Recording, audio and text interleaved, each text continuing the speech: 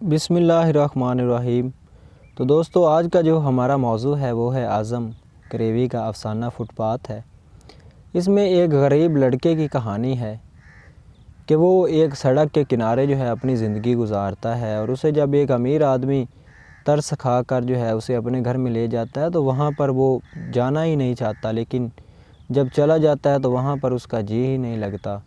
کہ کیوں نہ میں وہیں زندگی گزاروں، کیونکہ وہ وہاں رہ کے جو ہے نا وہاں عادی ہو گیا ہے کہ مجھے سڑک کا کنارہ ہی اچھا لگتا ہے۔ تو یہ فٹ پاتھ پر زندگی گزارنے والے ایک غریب لڑکے کی کہانی ہے، جسے ایک امیر آدمی گھر لے جاتا ہے اور اسے ساری سہولیات بھی دیتا ہے، مگر وہ فٹ پاتھ پر ہی زندگی گزارنا پسند کرتا ہے۔ تو اس افسانے کا پہلا جملہ جو ہے وہ بڑا کمال ہے کہ شہر میں سڑکوں کی دونوں طرف کی دنیا ہر جگہ یکساں نہیں ہوتی۔ ایک طرف شاندار اور عیش و آرام کی زندگی ہے تو دوسری طرف غریب کے پاس رہنے کے لیے گھر بھی نہیں ہے۔ کسی کے پاس تو 100 مربع زمین ہے تو کسی بیچارے کے پاس سر چھپانے کے لیے جو ہے وہ چھت بھی نہیں ہے۔ کوئی عیش و عشرت میں زندگی گزار رہا ہے اور پیسہ ضائع کر رہا ہے تو کسی کے پاس 2 وقت کا کھانا بھی میسر نہیں ہے۔ تو جو لوگ ٹھاٹھ کی زندگی بسر کرتے ہوئے ان غریبوں کی زندگی میں کوئی وہ عمل دخل ہی نہیں کرتے، کیونکہ ان کے پاس تو تمام تر سہولیات موجود ہیں، انہیں جو ہے غریب سے کوئی پرواہ نہیں ہے، کوئی ان سے تعلق نہیں ہے۔ تو یہ کہانی بھی ایک 10 سالہ لڑکے کی ہے جو خستہ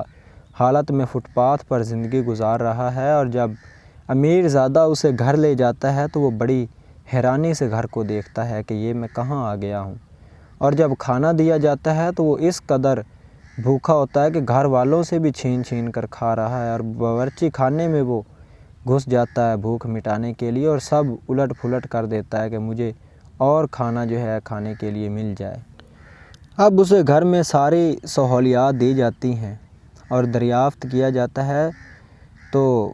پتہ چلتا ہے کہ اس کا آگے پیچھے کوئی نہیں ہے، وہ اکیلا ہی ہے جو سڑک کے کنارے زندگی گزار رہا ہے۔ اب اس کے دل میں بھی اپنا مکان بنا کر رہنے کی حسرت تو پیدا ہوتی ہے کہ یہ عالی شان گھر میں یہ رہتے ہیں تو میں کیوں نہیں، مگر جب کمرے میں سونے کے لیے اس کو کہتے ہیں تو وہ باہر ہی سردی میں بیٹھا رہتا ہے، کیونکہ اس کی عادت ہی نہیں ہے، وہ چھت کے نیچے کبھی سویا ہی نہیں ہے، سڑک کے کنارے، اور وہیں جو ہے وہ سو جاتا ہے۔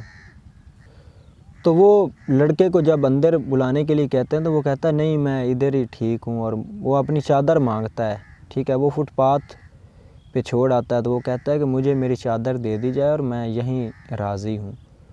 تو پھر کیا ہے کہ اب جب اسے چادر ہی نہیں ملتی تو وہ